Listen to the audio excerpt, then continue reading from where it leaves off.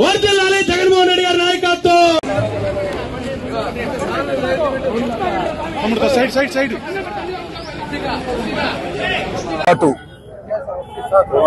ప్రజల యొక్క ఆదరణతో చక్కని సంక్షేమ అభివృద్ధి కార్యక్రమాలతో పరిపాలన చేసిన జగన్మోహన్ రెడ్డి గారిని ఒక్కడుగా ఎదుర్కోలేనని ఇద్దరిని తెచ్చుకున్నాడు. పవన్ కళ్యాణ్ని, బీజేపీని ఇద్దరిని తెచ్చుకుని జగన్మోహన్ రెడ్డి గారిని ఓడిస్తాననుకున్నాడు. కానీ జగన్మోహన్ రెడ్డి గారి ప్రజాదరణ చూసిన తర్వాత ముగ్గురు కాదు 300 మంది వచ్చిన జగన్మోహన్ రెడ్డి గారి మళ్ళా విజయం సాధించి ఈ రాష్ట్రంలో ముఖ్యమంత్రి అవుతాడని ప్రజాదరణ చూసిన తర్వాత తెలుసుకున్నటువంటి చంద్రబాబు నాయుడు గారు కుళ్ళు కుతంత్రాలతో రాజకీయం చేయాలని నిర్ణయించుకున్నాడు. విజయవాడ నడిబొడ్డుకు వెళ్ళిన తర్వాత విజయవాడ తెలుగుదేశం గడ్డ అనుకున్నాడేమో, అక్కడ చంద్రబాబు నాయుడు గారు దౌర్జన్యాలు చేసే ప్రయత్నం చేస్తున్నాడు.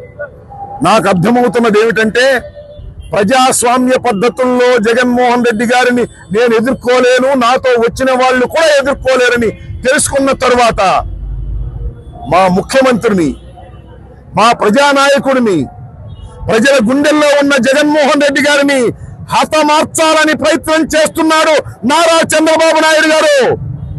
ఖబర్దార్ చెప్తున్నా నారా చంద్రబాబు నాయుడు, నిన్ను భూస్థాపితం చేయబోతున్నారు ప్రజాస్వామ్య పద్ధతుల్లో రేపు జరగబోయే ఎన్నికల్లో.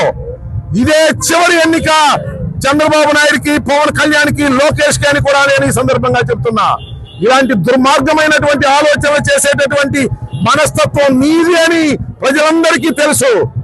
ఆ విజయవాడ నడిబొడ్డులోనే నీకు వ్యతిరేకంగా ఉన్నాడని వంగవీటి మోహన్ రంగారావు గారిని హతమార్చావు. ముద్దగడ పద్మనాభం గారిని హతమార్చడానికి ప్రయత్నం చేశావు రహస్యంగా.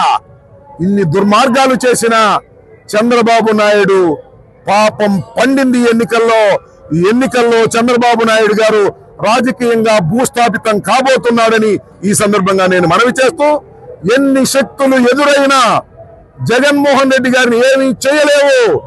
భగవంతుడు జగన్మోహన్ రెడ్డి గారి పక్షాన ఉన్నాడు.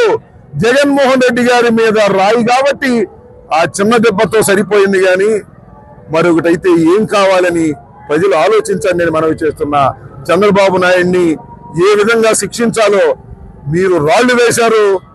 మేము జగన్మోహన్ రెడ్డికి ఓట్లు వేసి నిన్ను శిక్షిస్తామని అందరూ శబదం పూని ముందుకు సాగాలని ఈ సందర్భంగా నేను రాష్ట్ర ప్రజానీకానికి, ఓటరు మహాశయులకి నేను హృదయపూర్వకంగా కోరుకుంటున్నానని ఈ సందర్భంగా తెలియపరుస్తున్నాను.